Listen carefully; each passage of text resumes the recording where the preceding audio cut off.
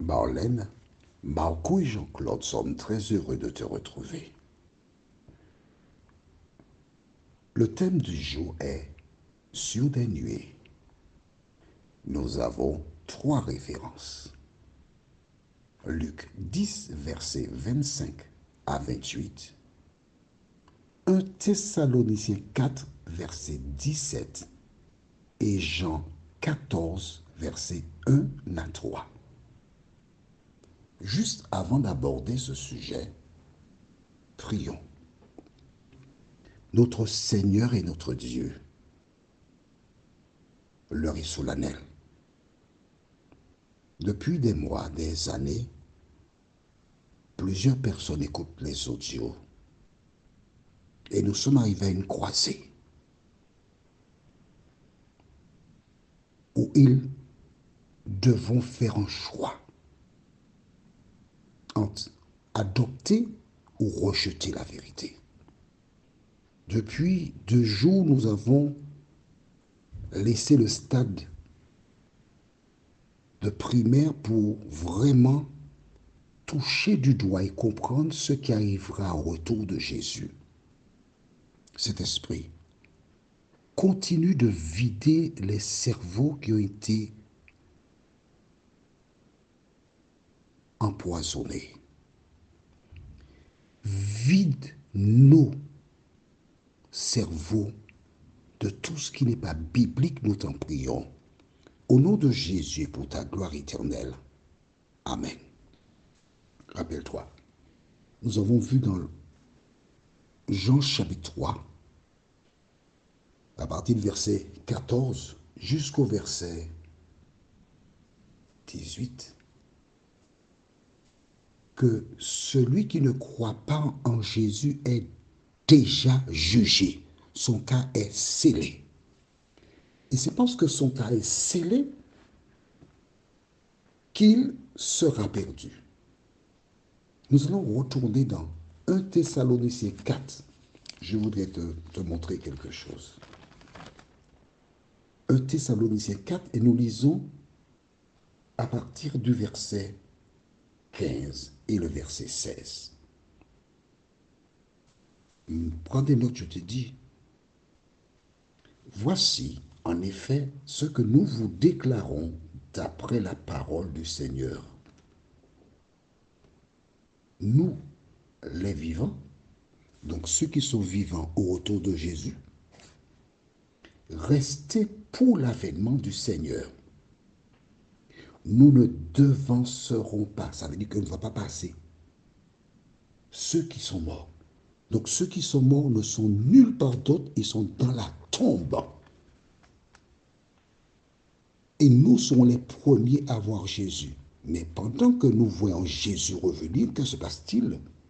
Verset 16, car le Seigneur lui-même a un signal donné à la voix d'un archange et au son de la trompette de Dieu descendra du ciel et les morts en Christ ressusciteront premièrement. C'est-à-dire au son de la trompette, partout dans le monde, la terre s'ouvrira et les morts en Christ, seulement ceux qui sont morts en Christ, ressusciteront. Tous les autres morts, tu as bien lu, premièrement, tous les autres morts restent dans la tombe. Ces personnes qui ressuscitent, qui sont-elles? Nous avons vu, ce sont celles qui ont fait la paix avec Dieu. Mais il n'y a pas que ça. Il n'y a pas que ça. Allons maintenant au livre de Luc chapitre 10. Un jour, Jésus était là, et voici un docteur de la loi est venu s'adresser à Jésus. Et nous découvrirons dans Luc chapitre 10 ce qui s'est passé. Nous lisons les versets 25 à 28. Un docteur de la loi se leva et dit à Jésus, pour l'éprouver, Maître, que dois-je faire pour hériter la vie éternelle? Du temps de Jésus, Il a posé la question, qu'est-ce que j'ai à faire pour avoir la vie éternelle? Jésus lui dit, qu'est-il écrit dans la loi?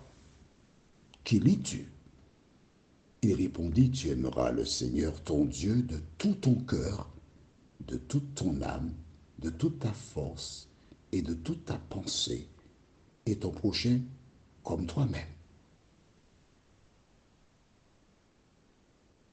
Ces deux commandements, en fait, résument les 10 commandements.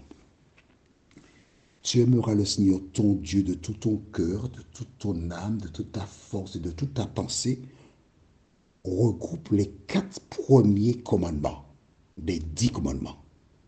Et tu aimeras ton prochain comme toi-même résume les 6 derniers commandements.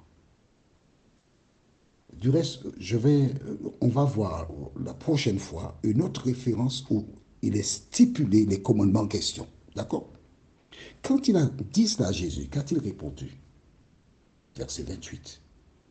Tu as bien répondu, lui dit Jésus. Et il ajouta, fais cela et tu vivras. Fais quoi? Observe les commandements et tu vivras. Nous basons sur cette parole de Jésus. Cela veut dire que toutes les personnes qui observent les commandements de Dieu et qui sont en règle par la foi en Jésus, ce sont elles qui ressusciteront premièrement. Je vais te donner mes sites. Lors de la prochaine étude, nous verrons une autre référence avec les commandements qui sont cités. D'accord? Bien, ces personnes ressuscitent. Et que se passera-t-il? On retourne dans 1 Thessaloniciens 4, le verset 17. Ensuite, une fois que les saints sont ressuscités, nous les vivants qui serons restés, nous serons tous ensemble enlevés. Attention, ce n'est pas n'importe quel vivant, hein. Les vivants qui sont des saints. Qu'est-ce qu'un saint? Écrit dans le cahier, Apocalypse 14, verset 12. Apocalypse 14, verset 12 déclare, c'est ici la persévérance des saints qui gardent les commandements de Dieu et qui ont la foi de Jésus. Apocalypse 14, verset 12. Tu notes ça dans le cahier, tu vas lire après, parce qu'on a des choses très importantes à voir encore. Nous serons tous ensemble enlevés avec eux sur des nuées à la rencontre du Seigneur dans les airs, et nous serons toujours avec le Seigneur.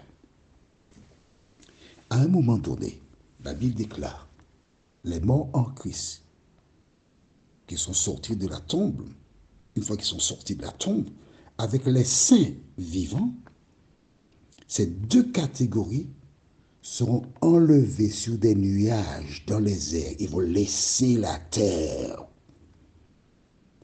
Ils iront à la rencontre de Jésus.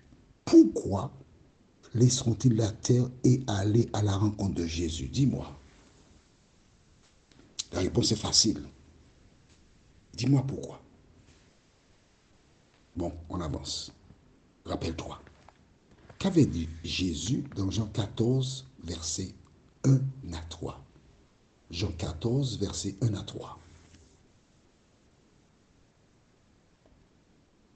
Dis-moi, on y va. Lisons. Que votre cœur ne se trouble point.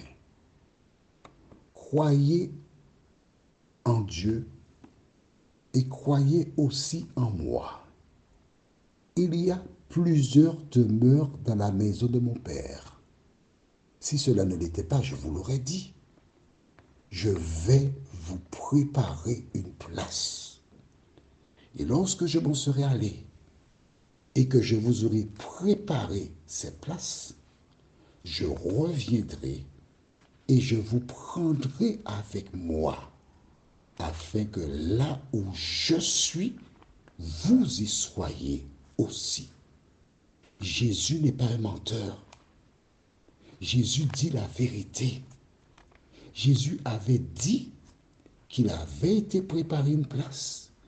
Et lorsque je m'en serai allé et que je vous aurai préparé cette place, je reviendrai et je vous prendrai avec moi, afin que là où je suis, vous y soyez aussi. Est-ce que tu comprends cela? Quand tu as lu dans 1 Thessaloniciens 4, verset 17, et nous serons ensemble enlevés avec eux sur des nuées à la rencontre du Seigneur. Nous serons enlevés et nous vivrons avec Jésus sur la nouvelle terre? Non, dans la maison du Père. Puisque nous avons vu, il y a plusieurs demeures dans la maison de mon Père. Si cela ne l'était pas, je vous l'aurais dit. Je vais vous préparer une place. Et lorsque je m'en serai allé et que je vous aurai préparé cette place, je reviendrai et je vous prendrai avec moi, afin que là où je suis, vous y soyez aussi. Donc, il va nous emmener là où il se trouve actuellement, là où il prépare une place pour nous. Est-ce que c'est clair pour toi? Si tu as une question, tu as mon numéro de téléphone. Si tu as une question, tu as mon numéro de téléphone. Tu sais comment me contacter. Envoie-moi un message par le biais de WhatsApp. Je voudrais te lire les paroles de cantique qui dit « C'est moi qui vous console. C'est moi qui vous console, a dit l'Éternel. Aux pécheurs, frères, croyons à la parole qu'il adresse à nos pauvres cœurs et veut verser sur nos blessures l'huile et le vin de son amour, et sur ces faibles créatures faire lever un nouveau jour. C'est ce qu'il veut faire pour toi et pour moi. Prions. Notre Seigneur et notre Dieu, nous continuons d'avancer avec toi. Nous continuons de comprendre ce qui arrivera. Alors merci Seigneur de nous éclairer encore et encore, nous t'en prions. Au nom de Jésus et pour ta gloire éternelle. Amen. Nous aurons pour le thème prochain, ce corps mortel, 1 Corinthiens 15, versets 50 à 53, et deux autres références. Que l'Éternel continue de t'éclairer, que le Saint-Esprit continue cette étude que nous avons débutée et qu'il achève de t'enseigner lui-même. À très bientôt.